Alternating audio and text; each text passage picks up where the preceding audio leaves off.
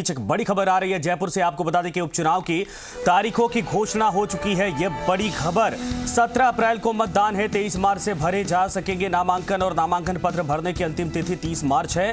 नामांकन की समीक्षा 31 मार्च तक और 3 अप्रैल तक हो सकेगी नाम वापसी। 17 अप्रैल को होगा मतदान, जबकि 2 मई को होगी मतगणना। यह बड़ी खबर इस वक्त आ रही है। आपको बता दें कि जयपुर से बड़ी खबर इस वक्त आ रही है। जो उपचुनाव की तारीखों का ऐलान कर दिया गया है, यह बड़ी खबर इस वक्त आ रही है और तारीखों के ऐलान के साथ ही 17 अप्रैल को मतदान किया जाएगा। इस वक्त बड़ी खबर सामने आ रही है। पूरा स्केड्यूल जारी कर दिया गया। 23 मार्च से भरे जा सकेंगे नामांकन। यह बड़ी खबर इस वक्त आ रही है। आपको बता दें कि नामांकन पत्र भरने की आखिरी तारीख 30 मार्च है और इसके साथ ही आपको बता दें कि बड़ी खबर इस वक्त आ रही है, जिसमें जयपुर से इस वक्त ये बड़ी खबर है। नॉमिनेशन, नाम वापसी, इसके अलावा नामांकन पत्रों की समीक्षा समेत सभी तारीखों का ऐलान फिलहाल कर दिया गया है। यह बड़ी खबर 17 अप्रैल को मतदान है और जो मतगणना है वो आपको बता दें कि 2 मई को यानी रिजल्ट आ जाएगा। इस वक्त ये बड़ी खबर सामने आ रही है।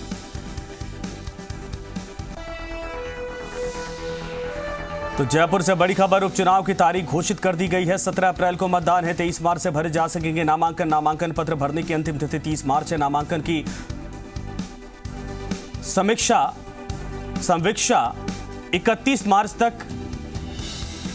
और 3 अप्रैल को हो सकेगी नाम वापसी। 17 अप्रैल को होगा मतदान।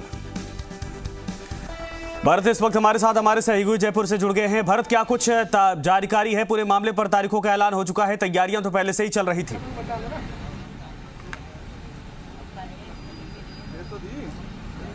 देखिए, राजस्थान की 4 सीटें अभी खाली हुई थी, जहां पर जो कोरोना के चलते विधायकों का निधन हो गया था। उसके बाद 4 जो विधानसभा की सीटें खाली हुई थी, वहां पर उपचुनाव होने थे और अब इलेक्शन कमीशन ने 3 सीटें हैं वहां पर उपचुनाव की तारीख घोषित कर दी है और अब 17 अप्रैल को 3 सीटें हैं वहां पर मतदान होगा। 17 अप्रैल को काउंटिंग 2 मई को होगी जी।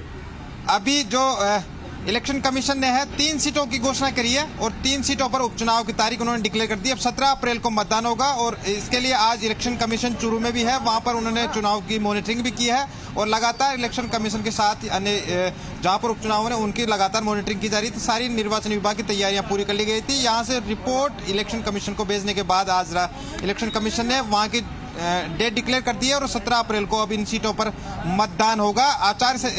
चुनाव की घोषणा के साथ ही संबंधित जो निर्वाचन क्षेत्र है वहां पर आचार संहिता प्रभावी हो गई है।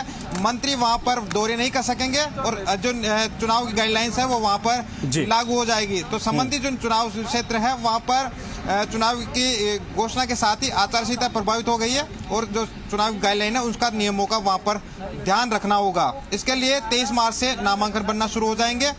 उसके लिए 30 मार्च तक वो नामांकन कर सकेंगे। 31 मार्च को नामांकन पत्रों की जांच वहां पर की जाएगी और उसके बाद नाम वापस वो ले सकेंगे। इसके साथ ही 17 अप्रैल को मतदान होगा। 2 मई को इसके साथ ही मतगणना होगी। सारे अन्य राज्यों में चुनाव उनके भी नतीजे साथ में आएंगे। इनके साथ ही राजस्थान की जो उपचुनाव हो रहे हैं उनके नतीजे उनके साथ ही घोषित किए जाएंगे। जी बिल्कुल सही आपने कहा कि मतगणना और मतदान की तारीखों का ऐलान कर दिया गया है, लेकिन जिस तरीके से दोनों पार्टियां कहा जाए कि बड़ी पार्टियां चुनावी मैदान में उतरी हैं, चुनावी तैयारियां कर रही हैं।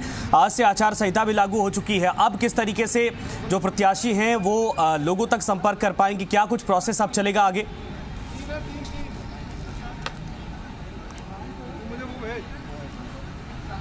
देखिए, उपचुनाव में इलेक्शन कमीशन की ओर से तारीख घोषित होने के साथ ही वहां पर आचार संहिता प्रभावी हो गई है। वहां पर मंत्री दौरे नहीं कर सकेंगे और इस बार कोरोना के चलते निर्वाचन विभाग ने खास गाइडलाइन भी जारी की है, जिसके तहत प्रत्याशी प्रचार प्रसार में विशेष ध्यान रखेंगे। भीड़ इकट्ठी नहीं कर सकेंगे क्योंकि कोरोना के चलते पहले से ही कोविड की गाइडलाइन जारी की गई। अन्य राज्यों में जिस तरह के चुनाव हुए उसी गाइडलाइन का यहाँ पर ध्यान रखना होगा। भीड़ भाड़ इकट्ठे नहीं कर सकेंगे और नॉमिनेशन के दौरान भी ऑनलाइन नॉमिनेशन वो कर सकेंगे। इस बार ये पहली सुविधा दी गई है। ऑनलाइन जो कैंडिडेट है वो रजिस्ट्रेशन अधिकारी के सामने उनको जाने की जरूरत नहीं होगी। वो ऑनलाइन भी अपना नामांकन पत्र प्रस्तुत कर सकेंगे। कुछ बदलाव कोरोना के चलते इस दौरान किए गए हैं और उनका ध्यान उनको रखना होगा। इसके साथ ही अंतिम समय में जब प्रत्याशी प्रचार करेंगे तो 5 व्यक्तियों से ज्यादा उनके साथ नहीं हो सकेंगे।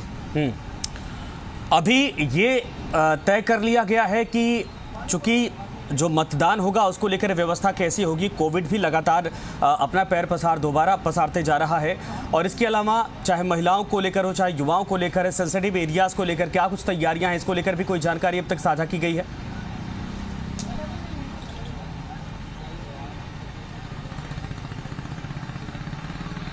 देखिए, लगातार कोरोना के केसेस वापस बढ़ रहे हैं और इलेक्शन कमीशन तो पहले ही अपनी गाइडलाइन पूरी लेके चल रहा है और उन्होंने इस बार भी विशेष निर्देश दिए थे कि कोरोना में किसी तरह की छूट नहीं दी जाएगी। सभा करनी हो उनमें जो कोरोना चुनाव की गाइडलाइन जारी की गई है उसका पूर्ण तरीके से पालन करना होगा। इसके लिए इलेक्शन कमीशन ने अपने ऑब्जर्वर लगा दिए हैं और वो आचार संहिता के साथ ही अब अपने इलाकों में मोर्चा संभालेंगे। इसके लिए उन्होंने पुलिस ऑब्जर्वर भी लगाए हैं और अन्य IAS पर्यवेक्षक भी लगाए हैं जो वहां पर पूरी व्यवस्था देखेंगे। इसके साथ ही संबंधित जो जिला निर्वाचन अधिकारी हैं उनको भी सारी मॉनिटरिंग करनी होगी, कहीं भी आचार संहिता की उल्लंघन नहीं होना चाहिए।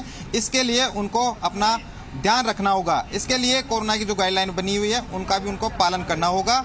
इसके लिए तमाम निर्देश पहले ही पोलिंग पार्टियों के साथ ही जो संबंधित पार्टियां हैं उनको भी जारी किए जा चुके हैं और सबके साथ बैठक भी हो चुकी है। अब जो आचार संहिता हो गई है उसके साथ ही अब पुलिस फोर्स वहां पर डिप्लॉय हो जाएगी और तमाम जो गाइडलाइन है उनका पालन वहां पर करना होगा। जी बिल्कुल सही आपने कहा, लगातार हमारे साथ बने रहिए। ये बड़ी खबर इस वक्त आ रही है, आपको बता दें कि 3 अप्रैल को नाम वापसी का दिन है। विधानसभा की 4 सीटों पर उपचुनाव की तारीखों का ऐलान कर दिया गया है।